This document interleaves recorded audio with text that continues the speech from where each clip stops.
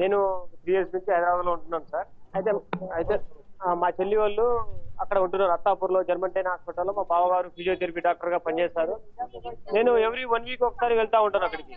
వెళ్ళినప్పుడు వాళ్ళు భోజనం చేసే టైంలో ఏ రోజు కూడా ప్రశాంతంగా భోజనం చేయలేదు సార్ ఈ 2 ఇయర్స్ గ్యాప్ లో. ఎందుకు చేయలేదని నేను కూడా తెలుసుకోవడం జరిగింది. అయితే ఏం జరిగిందంటే అక్కడ జర్మంటైన్ అనే హాస్పిటల్లో నర్సుతో ఏదో లింక్ ఉన్నదని ఒక సమాచారం వచ్చింది సార్ నాకు కూడా. నేను కూడా ఇమీడియట్ గా హాస్పిటల్కి వెళ్ళాను. వెళ్ళిన తర్వాత ఏంటి బావ ఎవరు ఏంటి అని మామూలుగా అట్లా మందలించడం జరిగింది. అయితే అతను ఏమన్నారంటే నేను డాక్టర్ కదా, మామూలుగా నర్సులు వస్తా ఉంటారు పోతా ఉంటారు, డౌట్ క్లారిఫై చేయాలని చెప్పేసి చెప్తా ఉంటాడు. సరే ఫ్రెండ్లీగా ఉంటుంది కదా హైదరాబాద్ కల్చర్ అని చెప్పేసి నేను కూడా దాన్ని లైట్ తీసుకోవడం జరిగింది. ఇంకా భార్య భర్తల ఇష్యూ ఫ్యామిలీ ఇష్యూస్ కాబట్టి సరే వీళ్ళు ఏదో అలా కలిసిమెలిసి ఉంటారు, మామూలుగా గొడవలు ఉంటాయి సహజంగా, మళ్ళీ కలిసిపోతారు భార్య భర్తలు కాబట్టి నేను కూడా దాన్ని ఏం పెద్దగా చెప్పలేకపోయాను సార్. కాకపోతే రీసెంట్ గా ఇప్పుడు ఏం జరిగిందంటే ఒక 15 days బ్యాక్, ఒక 10 days 15 days బ్యాక్ అతను బెంగళూరు పోయినట్టుగా సృష్టించింది సార్. అది ఏంటి అనేది క్లారిటీగా మా వాళ్ళు అడిగారు. అడిగితే బోర్డింగ్ పాస్ అనేది దొరికింది మా వాళ్ళకి. బోర్డింగ్ పాస్ దొరికితే బోర్డింగ్ పాస్ లో 2 టికెట్లు ఉన్నాయి. వాళ్ళు ఫ్లైట్ లో పోయారు ట్రైన్ కి ఎట్లా? ఫ్లైట్ లో పోయారు. ఫ్లైట్ లో పోయినప్పుడు ఆ టికెట్ లో 2 పేర్లు ఉన్నాయి. కేరళ అమ్మాయి ఒక పేరు ఉన్నది, దాని తర్వాత మా బావగారి పేరు ఉన్నది. అయితే ఏంటని అతను మందలించడం జరిగింది. అతను కొంచెం ఒప్పుకున్నాడు, నేను కేరళ పోయినా కొచ్చికి పోయినా అమ్మాయితో పోయినా అని చెప్పి ఒప్పుకోవడం జరిగింది. మధ్యలో ఒక 10 days బ్యాక్ కొంచెం గొడవ జరిగింది. దాన్ని కొంచెం సమస్యగా పరిష్కారం చేశారు, ఓకే అయిపోయింది. మళ్ళీ ఈ మధ్య ఏమైందో తెలియదు. ఇక్కడ వచ్చిన తర్వాత ఇప్పుడు కార్ అనేది యాక్సిడెంట్ గా చిత్రీకరించి రావాల్సి వచ్చిన హైదరాబాద్ నుంచి ఇక్కడికి ఎందుకు వచ్చారు? అలా వచ్చిన అసలు మీ బావ హైదరాబాద్ చేసే పని ఏంటి? హైదరాబాద్ లో ఫిజియోథెరపీ డాక్టర్ గా జర్మంటైన్ హాస్పిటల్లో చేస్తారు సార్.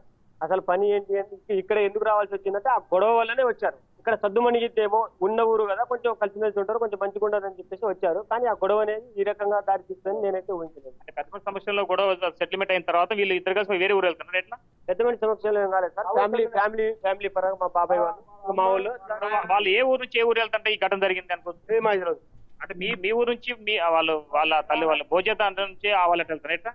బాబోత్ తన నుంచి పోతున్నారు, ఖమ్మం నుంచి వస్తారు, మాకు తెలియదు, మాకు ఫోన్ చేయలేదు. మీకు అసలు ఏం తెలియదు. అసలు ఏం తెలియకుండా మీ అమ్మాయి సీరియస్ గా ఉంది అని చెప్పారు. అయితే మేము మా ఊరోళ్ళకి చెప్పారు. తర్వాత మీ అమ్మాయి చనిపోయిందని నాకు ఒకటి.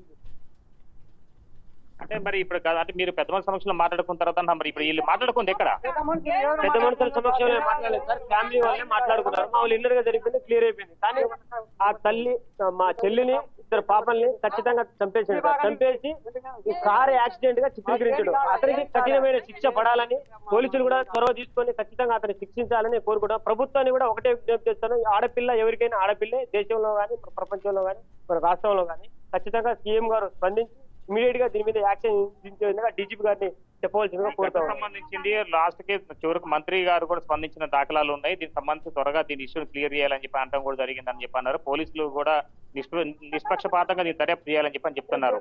అయితే ఆ మంత్రి గారి ఆదేశాల మేరకే అన్ని సవ్యంగా చక్కగా త్వరగా దీన్ని క్లియర్ చేయాలని చెప్పి అంటున్నారు. నిజమేనా?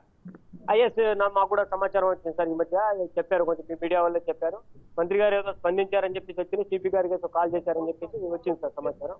సో పోలీసులు ఏమంటున్నారంటే ప్రజెంట్ గా పోస్ట్ మార్టం అయ్యేదాకా మేము ఎటువంటి చర్యలు తీసుకో, పోస్ట్ మార్టం అయిన తర్వాత మాకు ఎటువంటి సమాచారం వస్తే దాన్ని బట్టి ఫర్దర్ యాక్షన్ తీసుకుంటాం అని చెప్పి అంటున్నారు.